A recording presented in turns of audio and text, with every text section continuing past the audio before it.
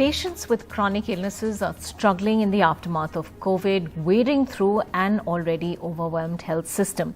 Now, 3 siblings living in North Delhi, diagnosed with a serious blood disorder, thalassemia, need monthly blood transfusions. During COVID, voluntary blood donations dropped significantly, and now, even though cases have fallen, their father, the only earning family member, a daily wager, is running from pillar to post to organize units of blood, without which the life expectancy of all 3 of his children will drop to just between 10 and 20 years. Faizan is 7 years old, Ayan 5 and Nida just 20 months old. All 3 siblings suffer from thalassemia, a genetically inherited blood disorder that causes severe anemia.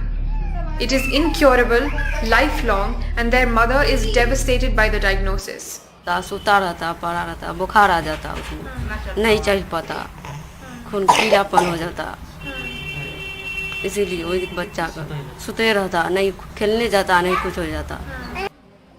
Faizan and Ayan already need blood transfusions every month.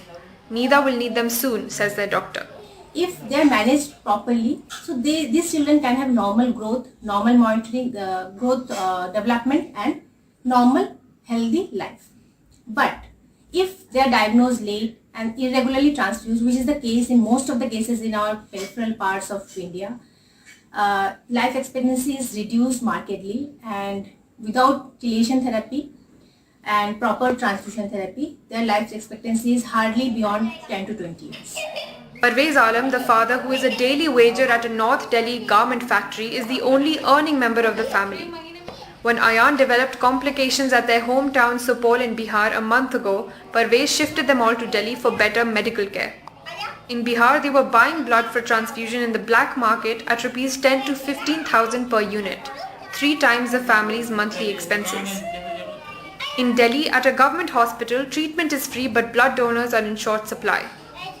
Parvez has donated 3 times already, and the cap is 4 times a year. He's also had to take time off, which means his income is hit. मैं रिश्तेदारों से दोस्त से ले के इतना भी ध्यान नहीं है किससे कितना लिया हूँ, जिससे इससे जैसे जैसे मांगा देते गए हमको. The best treatment is a bone marrow transplant, but not all hospitals are equipped. In peripheral centers, the timely referral to higher center for bone marrow transplantation assessment is not done.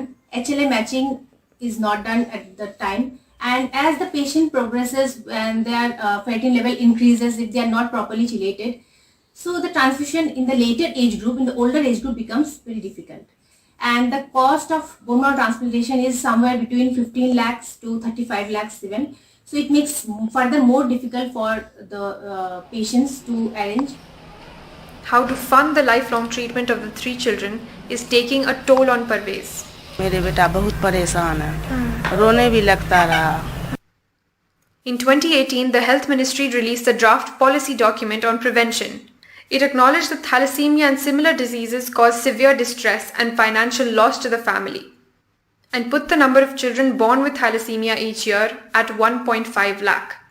But experts rue the implementation. 2018 में सरकार ने एक policy बनाई थी basically haemoglobinopathies के लिए, जो ऐसे डिजीज होते हैं खासकर sickle cell thalassaemia and other disease के लिए, और उसमें बेसिकली सरकार ने ड्राफ्ट पॉलिसी, उसकी इंप्लीमेंटेशन बहुत इफेक्टिवली नहीं हो पाई है.